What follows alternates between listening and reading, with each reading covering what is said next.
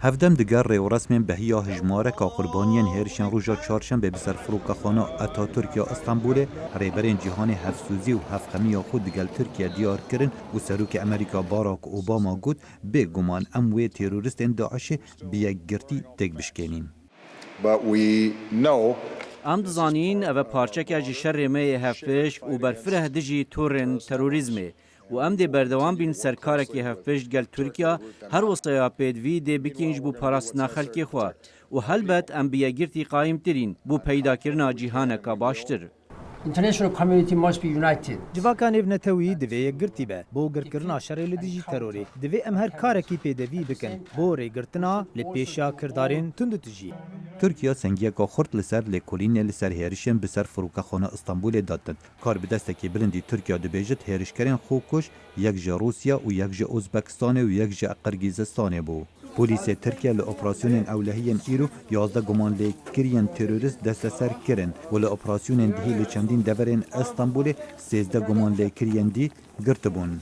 اوه وینه ایک جه گمان لیکریان تروریست جاکتا زبستانه لاروژا که هاوینه لبردکت. ایک جه هرشکرا برای خوکره ترمینالی و یدیو برای درگه گهشتن چو یدی جلش در و مای بو. دوی ویدیو چاودیریه پلیسی تقل یک جه هرشکران دکت لیج بری بیتا کشتن خود تقیند. دزگه آگهیان امریکا سیایی دبیجت هرشا استانبول پنجمورا داعش پیو دیار دکت و دورنه خست بویرین وحال امریکا ریبدت و هر وسط چه جهل جیهانه نپارستینه. هر کسی لویر باور بکد امریکا برانبر داعش پاراستیه که داعش وی چند باش دبینید از دگل هاورا نابم. شارزاین سیاسی گازنده جه سیاست ترکیه لحریم دکن و باور دکن کردارین تندوتیجین ترکیه رنگدان و سیاستیه. هرشن بسر فروکخانه استانبول طول وکرنه لسر پیوندین ترکیه و اسرائیل و بداوی اینانا پیواجو آشتیه دگل پارتیا کارکرین کردستانه.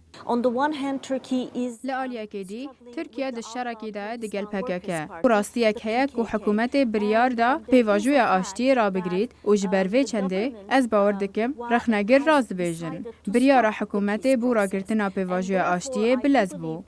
دناف دزگهن اولهیه و میدیا ترکیه باوریه که کو هرشکرین فروکخانه استانبول جه سوریا هفتخیب در باسی ترکیه ببون و سر به کمالات چکدارین داعشنه هرچنده و کماله بر بسیارت یا خوب فرمی رانگهاندیه. خالد فتاح دنگ امریکا.